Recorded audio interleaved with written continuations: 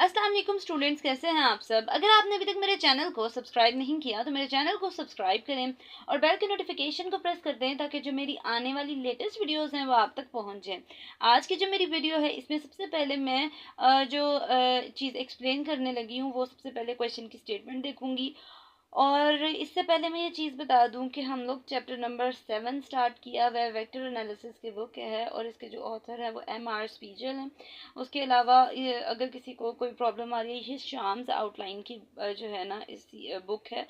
तो सबसे पहले क्वेश्चन हमारे पास जो है आज का वो है क्वेश्चन नंबर 50 और 50 की स्टेटमेंट देखते हैं। फाइंड ए पार्ट क्या है, द स्केल फैक्टर्स, और बी पार्ट में हम लोगों ने हम लोगों ने क्या करना है, कह रहे हैं फाइंड करें स्केल फैक्टर्स। उसके अलावा उसका बी पार्ट देखें, बी पार्ट में कह रहे हैं the volume element d V for prolate spheroidal coordinates. ठीक है, अब ये जो प्रोलेट स्फेरॉइडल कोऑर्डिनेट्स में हम लोगों ने चीज़ें पढ़ी हैं वही वाली सेम पहले क्या करना है, ये सेम वही क्वेश्चन है जिस तरह से प्रीवियस किए हैं, लेकिन इसमें थोड़ी सी जो है वो कह लें कि सारी चीज़ें वही हैं लेकिन थोड़ा सा लेंथी क्वेश्चन है। ठीक है, तो सबसे पहले हमने क्या करना है, जो मेरे पास उसके तीनों कोऑर्डिनेट थे, ठीक है, उसमें क्या क्या था, जाई ईटा फाई। अगेन मैं रिपीट कर दूं, क्या क्या थे, जाई ईटा फाई। अब इन तीनों कोऑर्डिनेट्स को हम लोगों ने देखना है, एक्स वाई जी वाली वैल्यूज इस चैप्टर में ये वाली लर्न होनी चाहिए। ठीक है, अगर आपको किसी स्टूडेंट को नहीं आती, अगर किसी को ये याद नहीं है तो वो आगे फर्दर क्वेश्चन सॉल्व ही नहीं कर सकता। ठीक है, इसको लर्न करना है और फिर आपने फर्दर क्वेश्चन को सॉल्व करना है। एक्स की वैल्यू मेरे पास क्या है, ए एक कांस्टेंट, एज अ कांस्टेंट यहाँ पे लिखा जा रहा है। उसके अलावा नेक्स्ट देखें, सिंच इसको पढ़ा जाता है जाए सिन ईटा कॉस फाई। नेक्स्ट वाई वाली वैल्यू अगर आप देखें, ए सिंच जाए सिन ईटा सिन फाई।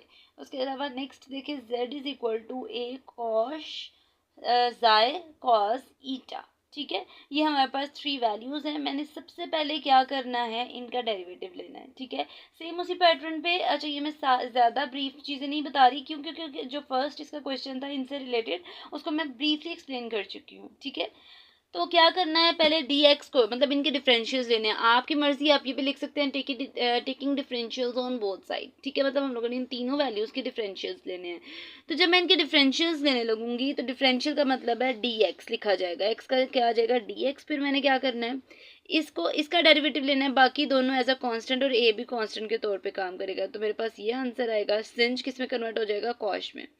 फिर नेक्स्ट देखें, यहाँ पे इसको हम इसके रिस्पेक्ट से करें तो, लेकिन इसके साथ जिसके रिस्पेक्ट से हम करेंगे उसका एंगल का डेरिवेटिव भी लिख दिया जाएगा, डिफरेंशियल लिख दिया जाएगा।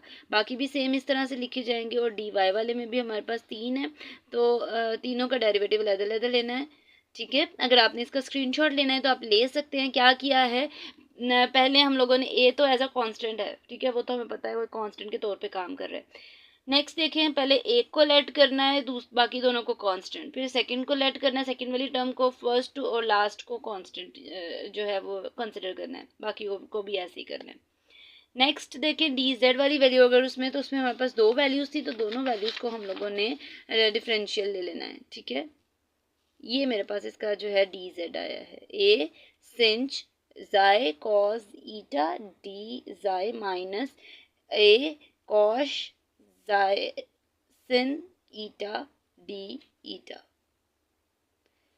अब नेक्स्ट देखिए, मैंने क्या करना है, मेरे पास d x d y d y z तीनों वैल्यूज आ गई। ठीक है, अब जिस तरह से हम लोगों ने पहले वीडियोस में जो है वो एक्सप्लेन किया, सेम उस तरह से ही हम लिखेंगे एज वी नो दैट। जैसा कि हमें पता है कि हम लोगों ने अब इस फॉर्मूले में वैल्यूज को पुट करना है। तो फॉर्मूला क्या है, d S square is equal to d x का square plus d y square plus d z square.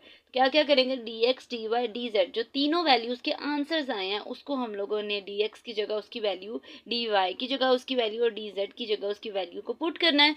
और पुट करने के बाद उनके स्क्वायर्स को एक्सपैंड करना है। ठीक है, यहाँ पे मैंने इसको पुट किया है, बाद में मैंने क्या करना है, इनके स्क्वायर्स को एक्सपैंड करना है।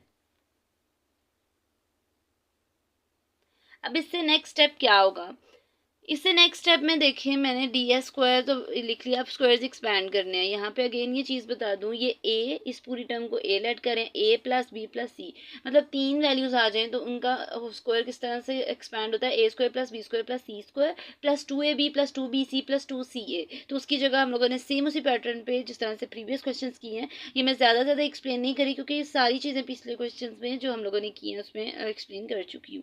तो हमने क्या करना है, उसको ही उस तरह से एक्सपैंड करना है। और ये मेरे पास इसका फॉर्मूला जो इसकी एक्सपेंडेड फॉर्म आएंगी इन फार्मूलाज की, वो ये है। यहाँ पे स्टॉप नहीं किया गया, ठीक है। अब ये कोई स्टूडेंट ये भी क्वेश्चन कर सकता है, ये आपने स्मॉल जो ट्रू को लगाया, स्टार्स लगाए हैं, 2 बार्स लगाए हैं, ये एरोज लगाए हैं, ये क्यों लगाए हैं ये भी मैं बता दूंगी अभी नेक्स्ट, कि बाकी उसको कंपेयर करना था तो उसलिए मैंने लगाए हैं, ठीक है।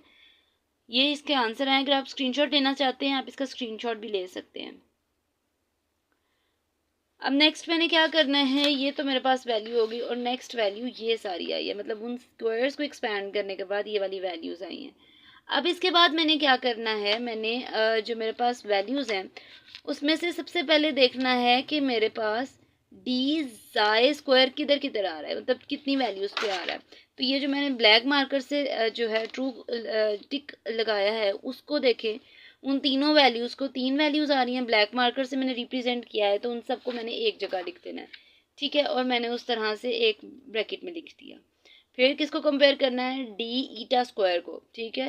तो डी ईटा स्क्वायर को अगर आप देखें तो वो किससे मैंने उसको किया है शो, मैंने उसको डबल बार्स लगाई हैं, ठीक है। तो वो मेरे पास कितनी वैल्यूज़ हैं, वो भी 3 वैल्यूज़ हैं, ठीक है। एक मेरे पास ये वैल्यू है, एक इसके बाद ये वाली वैल्यू है, ये वाली, और इसके बाद एक नेक्स्ट वैल्यू है। तीनों को क्या करना है, एक ब्रैकेट में लिख देना है। बाकी सब वैल्यूज़ को भी सेम इस तरह से ही कंपेयर करते जाना है। मैंने स्टार्स लगाए हैं, एरोज़ लगाए हैं, वो सारी चीज़ें आपको पता चलती जाएंगी। मैंने इन सबको फिर मैंने क्या करना है, मैंने देखना है डी फाई स्क्वायर वाली कितनी टर्म्स हैं, उनको एक ब्रैकेट में लिख दिया। फिर नेक्स्ट देखना है कि डी जाए डी ईटा वाली कितनी टर्म्स हैं, उनको लिख दिया। फिर मैंने क्या करना है, डी नेक्स्ट कौन सी है, डी ईटा डी फाई वाली कितनी है वो लिख दी। फिर नेक्स्ट देखें कौन सी है मैंने लिखनी है, मतलब सबको मैंने कंपेयर करके तो इस तरह से लिख देना है। अब आपकी मर्जी, आप इसका स्क्रीनशॉट भी लेना चाहें तो ले सकते हैं, ठीक है। ये मैंने एक स्टेप एक्स्ट्रा किया है ताकि हर स्टूडेंट को समझ आ जाए इस क्वेश्चन की।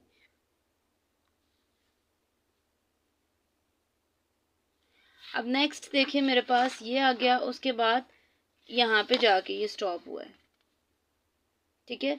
यहाँ पे थोड़ी सी मिस्टेक हो गई थी और यहाँ पे जाके ये स्टॉप हुआ है। अब नेक्स्ट स्टेप में मैंने क्या करना है, अगर आप इस क्वेश्चन को देखें तो D S square is equal to ये वाले मेरे पास टर्म है, ठीक है। तो मैंने क्या करना है, अगर मैं इन दोनों को देखूं फर्स्ट 2 टर्म्स में से, इधर भी कॉश स्क्वायर ज़ाया आ रहा है और यहाँ पे साइन स्क्वायर ईटा आ रहा है, यहाँ पे कॉस स्क्वायर फाई, यहाँ साइन स्क्वायर फाई है, ठीक है। मतलब ये वाली वैल्यूज़ दोनों में सेम आ रही है, कॉस स्क्वायर फाई और साइन स्क्वायर फाई जो है डिफरेंट है। तो मैं इन दोनों को कंपेयर करके क्या करूँगी, जो सेम वैल्यूज़ को कॉमन ले लूँगी और अंदर एक ब्रैकेट में फॉर्मूला बना लूँगी। इसमें भी ऐसे ही होगा, सेकेंड वाले में भी ऐसे ही होगा, ठीक है। तो हम लोगों ने इस तरह से फार्मूलाज बनाने हैं, उन फार्मूलाज की जगह 1 आएगा, ठीक है। और लास्ट पे भी ये वैल्यूज सारी अगेन लिख दी गई हैं, ठीक है। अब क्या होगा, इनको भी जब कंपेयर किया जाएगा, अगर तो कंपेयर नहीं किया जा रहा है, ये same values opposite sign cancel out होते जाएंगे। यहाँ पे भी फार्मूला बन रहा है, उसको मैंने फार्मूला बना दिया, लेकिन ये सेम वैल्यूज ऑपोजिट साइन सारी एक दूसरे से कैंसिल आउट हो जाएंगी।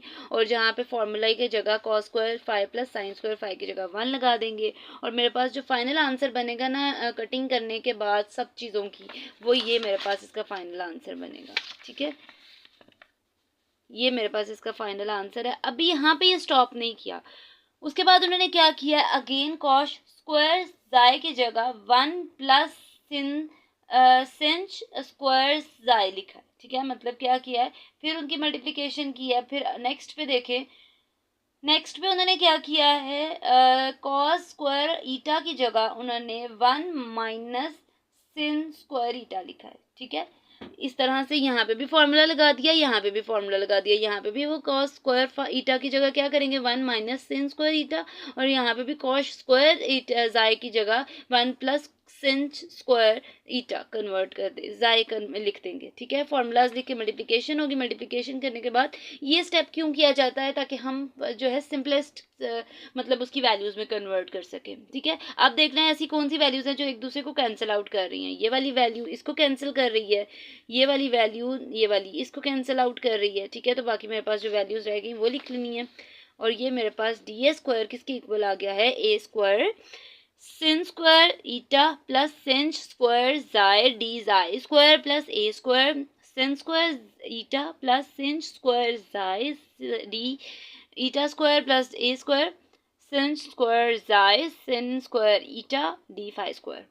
नेक्स्ट देखें लास्ट पे क्या करना है, स्केल फैक्टर्स अगर आपने लिखने हैं तो मैंने ये चीज़ बताई थी कि जो मेरे पास डी एस स्क्वायर के साथ वैल्यूज़ आएंगी, ये वाली मेरे पास इसके साथ ये वाली जो डी जाय स्क्वायर है ये एच पाई की वैल्यू है जो इससे पहले लिखी हुई है, उसको स्क्वायर रूट में लिख देना है, ठीक है। ए स्क्वायर का स्क्वायर रूट से कैंसिल होगा तो ए आ जाएगा, बाकी वैल्यू स्क्वायर रूट में लिख देनी है। तो एच जाय मेरे पास क्या है, ये है। एच ईटा भी सेम वैल्यू है, ठीक है। और एच पाई मतलब जो मेरे पास डी फाई स्क्वायर के साथ वैल्यू है ना, उसके साथ जो नंबर है वो उसका स्केल फैक्टर है, तो उसका भी स्क्वायर रूट लेंगे तो ए sin स्क्वायर जाय sin ईटा आ जाएगा। अब नेक्स्ट देखें, जो मेरे पास ये तो था मेरे स्केल फैक्टर्स आ गए। लास्ट नेक्स्ट क्वेश्चन उन्होंने पूछा था कि वॉल्यूम एलिमेंट भी फाइंड आउट करना। वॉल्यूम एलिमेंट का फॉर्मूला लिखा, ठीक है। और फॉर्मूला लिखने के बाद उन तीनों वैल्यूज़ के इसके साथ लिख देना और मल्टीप्लाई कर देना, सिंपल मल्टीप्लिकेशन है। ये दीजिए आज की मेरी वीडियो। होपफुली आपको मेरी वीडियो अच्छी लगी होगी। अगर आपको मेरी वीडियो अच्छी लगे तो वीडियो को लाइक करें और सब्सक्राइब करना मत भूलिएगा। तो इंशाल्लाह जो नेक्स्ट वीडियो है वो फर्दर क्वेश्चन से रिलेटेड होंगी। तो तब तक के लिए अल्लाह हाफिज़।